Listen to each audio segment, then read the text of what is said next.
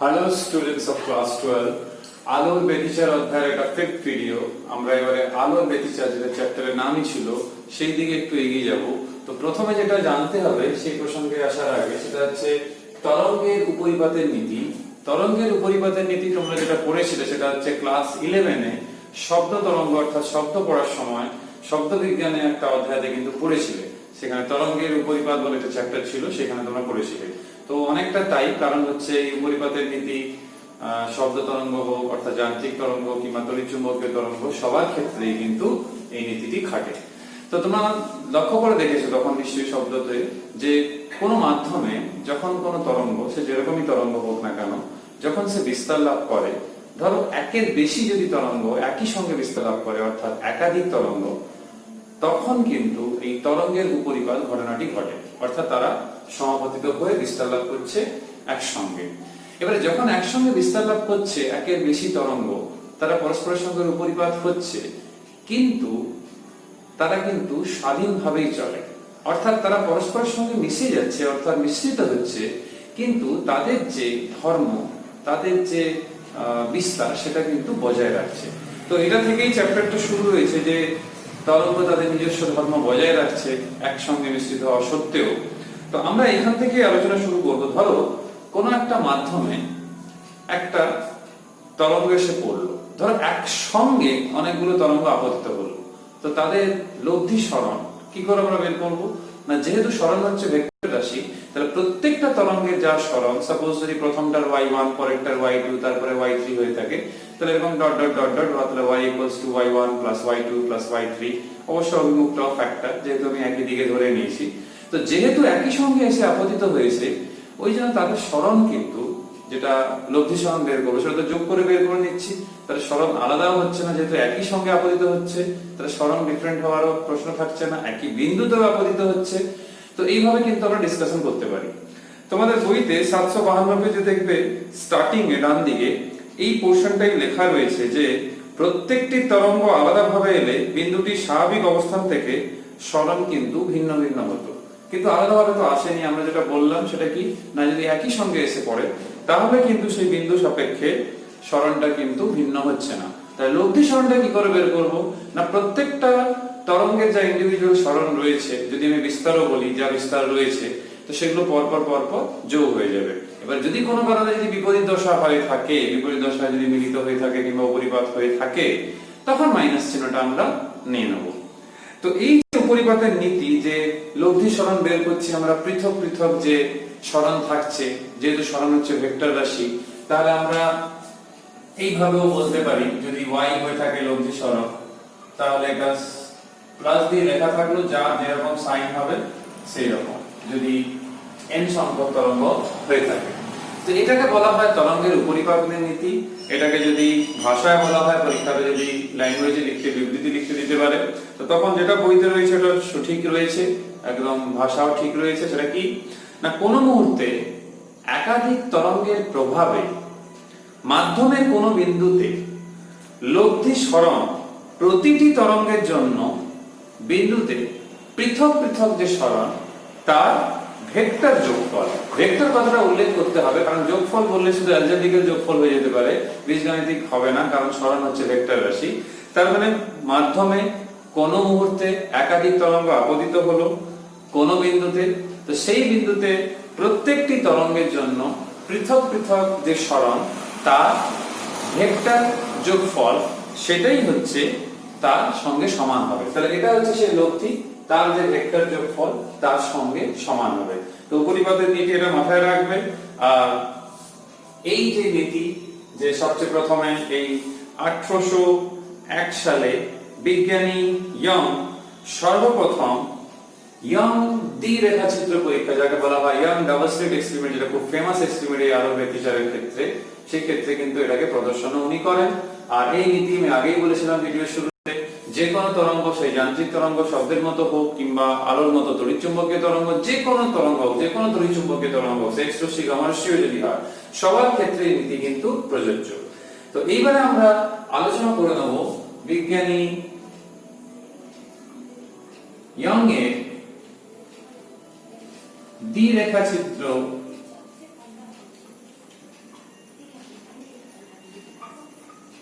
পরীক্ষা। তাহলে ইয়াং এর দ্বি-রেখাচিত্র পরীক্ষা থেকে বলে একটা হেডিং রয়েছে তোমাদের, এই ইয়াং এর দ্বি-রেখাচিত্র পরীক্ষা সম্বন্ধে আমরা একটু জেনে নেব।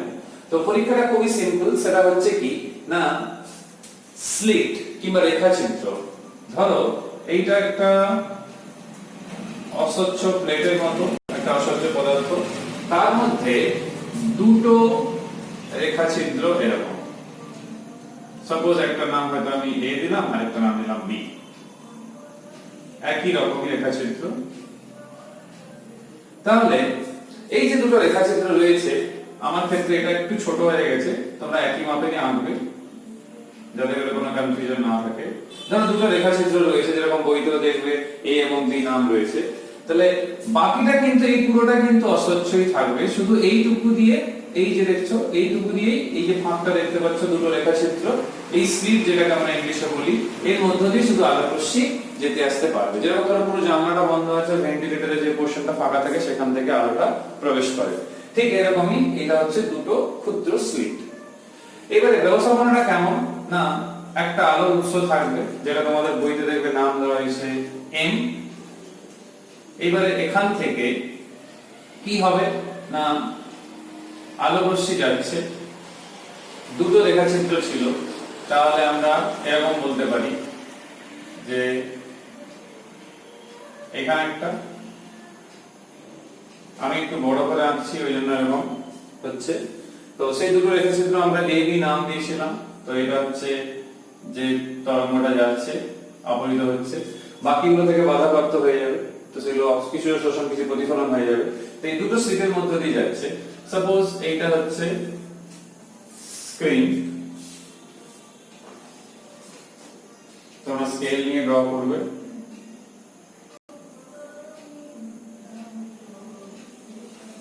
এইটা হচ্ছে সাপোজ স্ক্রিন।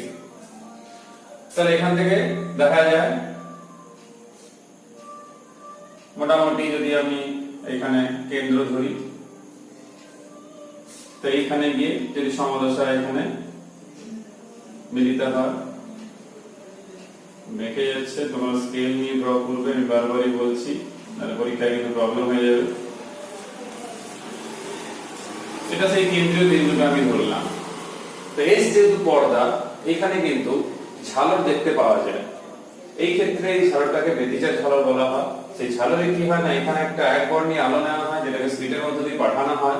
তাহলে হাইগেন্সের নীতি যদি প্রয়োগ করি তাহলে বুঝতে পারছো এই এ এবং বি বিন্দুতে গৌণ উৎসগুলো থাকবে, সেখান থেকে অনুতরঙ্গ কিংবা আমাদের যেটাকে বলি আমরা মানে গৌণ তরঙ্গ বলা উচিত, সেই গৌণ তরঙ্গগুলো হচ্ছে তারা পরস্পরের সঙ্গে উপরিপাত হচ্ছে, উপরিপাত হওয়ার পর এইখানে এই যে দেখতে পাচ্ছি পর্দা, সেখানে ব্যতিচার ঝালরের তৈরি হয়। সে ঝালরটা আবার কেমন দেখতে হয় সেটা নিয়ে বলি, তার আগে দেখতেই পাচ্ছ এই যে ডিসটেন্সটা এ থেকে ও আর বি থেকে ও যে ডিসটেন্স, এই দুটো ডিসটেন্স কিন্তু সেম, যেটা তোমরা ডায়াগ্রামও দেখতে পাচ্ছ, তোমরা বইতেও দেখতে পারো 753 পেজে রয়েছে। তো এইটা হচ্ছে এই কেন্দ্রবিন্দু এবং কেন্দ্রস্থিত যে রেখা তার মধ্যবিন্দু দেখতেই পাচ্ছ। তো এই যে এখানে যে ঝালরটা থাকে, সেই ঝালরটা কেমন হয় না, ঝালরটা হচ্ছে এইভাবে যে এটা যদি পর্দা হয়, আমি যদি ধরি এটাকে পর্দা, তাহলে জিনিসটা দাঁড়িয়ে যায় এইভাবে। আলটারনেটিভলি অন্ধকার, ধরো এটা অন্ধকার, মানে যে কালো করে আঁকলাম আমি অন্ধকার বোঝানোর জন্য, তার পাশে একটা উজ্জ্বল, মানে এইরকম পরপর পরপর থাকবে। এগুলো আরো মোটা থাকে, মানে এগুলো কালার করতে হবে, তোমরা পেন্সিলে করলেই হবে। তারপর একটা আবার এরকম কালো, এটা পুরো ডার্ক হবে, পেন্সিলে তোমরা এটা ডার্ক করে দেবে একদম, অত মোটা করা দরকার নেই। তারপরে আবার উজ্জ্বল, তারপর আবার অন্ধকার, এরকম পুরোটাই কালো করে দেবে, তারপর আবার উজ্জ্বল, তারপর আবার আসবে এখানে অন্ধকার, সমান মাত্রায় থাকবে মোটামুটি, তারপর আবার উজ্জ্বল। তো এরকম পরপর পরপর চলতে থাকবে। পুরো এক্সপেরিমেন্টটাকে যেখানে অ্যাপ্লাই করা হবে, এক্সপেরিমেন্ট মানে পরীক্ষাগারে, সেখানে পুরো জিনিসটাকে মানে পুরো রুমটাকে অন্ধকার রাখতে হবে, শুধুমাত্র এই উৎসটা রাখবে আলো উৎস, তাহলে পরিষ্কার এই অন্ধকার পটি উজ্জ্বল পটি পরপর দেখতে পাবো। তো পর্দার এই যে সজ্জাটা দেখতে পাচ্ছি যে ঝালরের, এটাকে বলা হয় ব্যতিচার ঝালর। এটাও কিন্তু তরঙ্গের উপরিপাত নীতির প্রয়োগ। কিভাবে? না দেখো, যেখানে তীব্রতা মানে দেখতে পাচ্ছি কালো হয়ে গেছে, যেখানে অন্ধকার সেখানে তীব্রতা এফেক্টিভলি কার্যকরভাবে শূন্য, আর যেখানে উজ্জ্বল কোটি এক্ষেত্রে হচ্ছে অন্ধকার কোটি একে বলা হয়, একে উজ্জ্বল কোটি বলা হয়। তো পরপর দেখো অল্টারনেটিভলি অন্ধকার উজ্জ্বল এবং পরপর চলতে থাকে কিন্তু। তো এই যে ব্যাপারটা আমরা দেখতে পাচ্ছি এটা কিন্তু আলোর ব্যতিচার ঘটনা। এই যে স্টুডিওটা আমরা দেখতে পাচ্ছি আমি দ্বিরেখাচিত্র পরীক্ষা, এটা কিন্তু আলোর ব্যতিচার ঘটনা। এখানে তরঙ্গের উপরিপাত নীতি একদম প্রযোজ্য। দেখো উৎস থেকে বেরিয়েছে, তো এখানে দুটো তরঙ্গ তার পরস্পরের সঙ্গে উপরিপাত হচ্ছে, সে সমদশায় হতে পারে তাহলে উজ্জ্বল কোটি পাবো, বিপরীত দশায় হতে পারে তাহলে অন্ধকার কোটি পাবো। তারপরে এখানে কিন্তু পর্দায় আমরা বিভিন্ন কোটি পাচ্ছি এরকম। তো আমাদেরকে অন্ধকার শূন্য রূপে করতে হবে। এই যে ঘটনা এটা কিন্তু প্রতিফলন প্রতিসরণ কিংবা শোষণের মতো ঘটনা নয়, এই ঘটনাটা কিন্তু একটা নতুন ঘটনা। তো এই যে ঘটনা আমরা দেখতে পাচ্ছি এই ঘটনাকে আমরা বলি ব্যতিচার, যেটাকে আমরা ইংলিশে বলি ইন্টারফারেন্স। তো যেহেতু আমরা আলো করছি তাই জন্য এটা হচ্ছে আলোর ব্যতিচার। তো এখানে কি হচ্ছে না, একই বিস্তার এবং একই কম্পাঙ্ক নিয়ে একাধিক তরঙ্গ পরস্পরের সঙ্গে উপরিপাত হচ্ছে। তো উপরিপাত হওয়ার পর পর্দায় যেটা আমরা পাচ্ছি কিছু কিছু বিন্দুতে উপরিপাত হওয়ার পর মাধ্যমে কিছু কিছু বিন্দুতে কি হচ্ছে না, লব্ধি বিস্তার বৃদ্ধি পাচ্ছে, অর্থাৎ লব্ধি তীব্রতা বৃদ্ধি পাচ্ছে, সেখানে উজ্জ্বল কোটি পাচ্ছে এরকম। কিছু কিছু ক্ষেত্রে লব্ধি বিস্তার হ্রাস পাচ্ছে, সেই ক্ষেত্রে যেহেতু লব্ধি বিস্তার হ্রাস পাচ্ছে সেই জন্য সেই ক্ষেত্রে আমরা অন্ধকার পাচ্ছি, অর্থাৎ তীব্রতা সেখানে হ্রাস পাচ্ছে কিংবা ইফেক্টিভলি তীব্রতা শূন্য হয়ে যাচ্ছে। এই যে অল্টারনেটিভলি বিভিন্ন ঝালর পাওয়া তাকে ব্যতিচার ঝালর বলছি, আর এই ঘটনাকে আলোকের ঘটনাকে বলা হয় আলোর ব্যতিচার। তো বইতেও দেখবে সংজ্ঞা রয়েছে, পরীক্ষাতে সংজ্ঞা আছে 753 পেজে বাম দিকে। মাধ্যমের কোন অঞ্চলে একই বিস্তার ও একই কম্পাঙ্কযুক্ত দুটি আলোক তরঙ্গ, দুটি দেখতে পেয়েছো, দুটি আলোক তরঙ্গ উপরিপাত হলে এই যে উৎস রয়েছে উৎসকে বলা হয় সুসংগত উৎস, কারণ সেই উৎসের মধ্যে একটা নির্দিষ্ট দশা পার্থক্য মেইনটেইন হয়। এটা দশা পার্থক্য থাকবে না কিংবা দশা পার্থক্য থাকলে সেটা কনস্ট্যান্ট থাকবে, এই জন্য একে সুসংগত উৎস বলা হয়, সেটা পরে আবার আলোচনা হবে। তো সংজ্ঞাতে কি বলছে, মাধ্যমের কোন অঞ্চলে একই বিস্তার ও একই কম্পাঙ্ক যুক্ত যে দুটো তরঙ্গ এসছে তাদের একই বিস্তার এবং কম্পাঙ্ক হবে। তাহলে লব্ধি আলোক তরঙ্গের তীব্রতা এই অঞ্চলের কোন কোন বিন্দুতে, যেটা আমি একটু আগে বললাম, বৃদ্ধি পায় এবং কোন কোন বিন্দুতে হ্রাস পায়, একে বলা হয় আলোর ব্যতিচার। তো এটা হয়ে গেল আলোর ব্যতিচার। তো আলোর ব্যতিচারের মধ্যে আমি দু রকমের ঘটনা ঘটে তোমরা দেখতে পেয়েছো, কোন কোন জায়গাতে উজ্জ্বল কোটি আর কোন জায়গাতে অন্ধকার কোটি। তো যেখানে উজ্জ্বল কোটি পাওয়া যায় তাকে কি বলা হয় না গঠনমূলক ব্যতিচার। তো নাম থেকেই বুঝতে পারছো যে সমদশায় দুটো তরঙ্গ মিলিত হয়েছে, একে বলা হয় গঠনমূলক ব্যতিচার। তো সাপোজ দুটো তরঙ্গের যেহেতু আমরা বিস্তার একই ধরেছি, তো সাপোজ এ এবং এ, তাহলে গঠনমূলক ব্যতিচারের ক্ষেত্রে লব্ধি বিস্তার কিন্তু হবে a প্লাস a। যদি আমি বিস্তার দুটোরই a ধরি তাহলে এটা কিন্তু হচ্ছে লব্ধি বিস্তার। তো তোমরা বইতেও দেখতে পাবে সেখানে আলোচনা করেছে লব্ধি বিস্তার, তাহলে এটা হচ্ছে 2a। তাহলে তীব্রতা সবসময় বিস্তারের বর্গের সঙ্গে সমানুপাতিক হয়। তাহলে এখানে দেখো নরমালি যেটা a স্কয়ার হওয়া উচিত এই ক্ষেত্রে সেটা পাওয়া যাচ্ছে কিন্তু 4a স্কয়ার, তাহলে তীব্রতা কিন্তু 4 গুণ বৃদ্ধি পেয়েছে। তার মনে হতে পারে যে শক্তি সংরক্ষণ নীতি তাহলে তো ফাটছে না, শক্তি তো প্রচুর বেড়ে গেল, তীব্রতা অত বেড়ে গেছে। কিন্তু যেরকম এখানে বেড়েছে ব্যতিচারে কি হয়, শক্তি বণ্টনের পুনর্বিন্যাস হয়। অর্থাৎ কি না, আমরা যেটাকে বলি যে ডিস্ট্রিবিউশনটা আলাদা হয়, কোন ক্ষেত্রে অত বেশি হয়েছে তাহলে কোন ক্ষেত্রে একেবারে থাকবে না, যাতে করে মোটটা যেন ধ্রুবক থাকে, যেরকম শক্তি সংরক্ষণ নীতিতে বলা হয়। যেরকম আমরা দেখেছি যান্ত্রিক শক্তি সংরক্ষণ নীতিতে গতিশক্তি প্লাস স্থিতিশক্তি সমান ধ্রুবক। তো কোন ক্ষেত্রে যদি স্থিতিশক্তি খুব কম হয় কিংবা না থাকে স্বাভাবিক সেই ক্ষেত্রে গতিশক্তি কিন্তু বেশি থাকবে। যেরকম একটা বস্তুকে উপরের দিকে ছুড়ে দেওয়া হলো, টপ পয়েন্টে বেগ শূন্য অর্থাৎ গতিশক্তি ধ্রুবক, সেই মুহূর্তে কিন্তু স্থিতিশক্তি সর্বাধিক হয়, যাতে করে মোট শক্তি ধ্রুবক থাকে। তোমরা 11 এটা পড়েছো। তো এই ক্ষেত্রেও তাই, যখন আমরা এই বিন্দুগুলোতে আসছি যেটাকে আমরা বলি ধ্বংসাত্মক ব্যতিচার, এই ক্ষেত্রে কি হয় না লব্ধি বিস্তার যেটা সেটা কিন্তু শূন্য হয়। বিপরীত দশায় যেহেতু থাকছে তাহলে এরকম বিন্দুতে যেখানে মিলিত হয়েছে সেখানে বিপরীত দশায় তারা পরস্পরের সঙ্গে উপরিবাদ হয়েছে, তো এখানে লব্ধি বিস্তার কিন্তু শূন্য হয়ে গেল। তাহলে দেখো লক্ষ্য করে এইখানে যেরকম বেশি হয়েছে এখানে একদম নেই, তাহলে মোটটা কিন্তু ধ্রুবক হয়ে যাচ্ছে। তাহলে যেখানে সমদশায় সেখানে উজ্জ্বল কোটি, যেখানে বিপরীত দশায় সেখানে কিন্তু অন্ধকারচ্ছন্ন কিংবা যাকে আমরা বলি অন্ধকার কোটি। এটা কিন্তু ক্রমাগত চলতে থাকে। তো একটা উজ্জ্বল কোটির পর পরেরটা উজ্জ্বল কোটি আসবে না, তার তো শক্তি সংরক্ষণ নীতিই পারবে না। একটা উজ্জ্বলের পর অন্ধকার, অন্ধকারের পর আবার উজ্জ্বল, ওই জন্য দেখো অন্ধকার থেকে শুরু হচ্ছে এবং চলতে থাকবে, উজ্জ্বলে গিয়ে শেষ হবে। তো এই জিনিসটা উজ্জ্বলে গিয়ে শেষ হবে অর্থাৎ মানে পর পর থাকবে। যেমন বইতে দেখবেন শেষেরটাও অন্ধকার রয়েছে কিন্তু, তো স্যার ড্রয়িংটা যেভাবে করা হবে কিন্তু অল্টারনেটিভলি হতে হবে, পর পর দুটো উজ্জ্বল কোটি পর পর দুটো অন্ধকার কোটি, এটা কিন্তু হবে না। তো এটা তোমরা মাথায় রাখো। আর এখানে দেখবে বইতে লেখাও রয়েছে যে বেদিচের ঘটনায় অন্ধকার বিন্দুতে যেখানে অন্ধকার রয়েছে অনেকেরই মনে হয় যে শক্তি বিনাশ ঘটেছে, তা নয়, শক্তি কিন্তু পুনর্বিন্যাস ঘটেছে। এই জন্য দেখো বইতে লেখাও রয়েছে শক্তি অন্ধকার বিন্দুগুলোর শক্তি, মানে এইগুলোকে অন্ধকার যেগুলো কোটি করলাম সেগুলোকে অন্ধকার বিন্দুও বলা হয়, এগুলোকে উজ্জ্বল বিন্দু বলা হয়। তো উজ্জ্বল বিন্দুতে যে বেশি শক্তি আছে সেটা কোথা থেকে এলো না, তার পাশের যে অন্ধকার বিন্দু সেখানকার যে শক্তিটা নেই সেই শক্তিটা এখানে স্থানান্তরিত হয়েছে। আবার এইখানে যে অন্ধকার, এখানে শক্তি নেই, সেই শক্তিটা আবার পাশেরটা স্থানান্তরিত হয়েছে। এখানে যে শক্তি নেই সেটা আবার তার পাশেরটা স্থানান্তরিত হয়েছে। তাহলে শুধু রিডিস্ট্রিবিউশন অফ এনার্জি হয়েছে, মোট শক্তি কিন্তু কিংবা মোট energy is always remaining constant. তো এটা মাথায় রাখবে। তাহলে শক্তির শুধু স্থানান্তর ঘটে ব্যতিচারে, শক্তির কিন্তু কোনো ধ্বংস ঘটে না। কিংবা বলতে পারি যেরকম এখানে ধ্বংস ঘটছে না ওই রকম এখানে সৃষ্টিও ঘটছে না। তাহলে শক্তি সৃষ্টি কিংবা ধ্বংস ঘটছে না, যেটা শক্তি সংরক্ষণ নিয়মের মূল নীতি ছিল।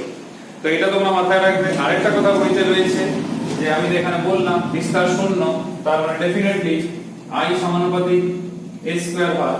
তাহলে বিস্তার যেহেতু শূন্য, যদি আমি ক্যাপিটাল A ও বলি টোটালটার কথা, তখন দেখো সেটা কিন্তু আলটিমেটলি শূন্যই হচ্ছে।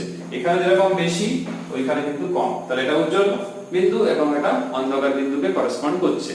এখানে আরেকটা খুব ভালো করে লেখা হয়েছে, সময়ের সঙ্গে আলোক তরঙ্গ দুটি দশার মধ্যে পার্থক্য বা সম্পর্ক যদি অপরিবর্তিত থাকে, সময়ের সঙ্গে যদি অপরিবর্তিত থাকে, তবে মাধ্যমের প্রত্যেকটি বিন্দুতে ব্যতিচারের ধরনও অপরিবর্তিত থাকে। যেহেতু সময়ের সঙ্গে দশার কোনো পরিবর্তন হচ্ছে না, ওই জন্য কিন্তু ব্যতিচারের নেচার কিংবা প্রকৃতির কোনো কিংবা ব্যতিচারের ধরনের কোনো পরিবর্তন হচ্ছে না। এটা সুসংগত উৎস হলে হয়, ওই জন্য ব্যতিচারের ক্ষেত্রে যদি সময়ের সঙ্গে কোনো পরিবর্তন না হয় তাহলে কিন্তু কোনো রকম পরিবর্তন হবে না। তো দশা কথা এই কারণেই বলা হয় যে দশা এখানে একটা গুরুত্বপূর্ণ পার্ট প্লে করে। দশা যদি সময়ের সঙ্গে পরিবর্তন না হয় তাহলে কিন্তু ব্যতিচারের ধরনে কোনো রকম পরিবর্তন হবে না। এই জন্য সবসময় আমরা সুসংগত উৎস ব্যবহার করে থাকি, অর্থাৎ দশা এই দুটো উৎসের মধ্যে যদি S1 S2 কিংবা AB না দিই তাহলে এই দুজনের দশার মধ্যে এর কোনো পার্থক্য থাকবে না। আর যদি কোনো পার্থক্য থাকে সেটা ফিক্সড পার্থক্য থাকবে, সেটা অলওয়েজ মেইনটেইন হবে।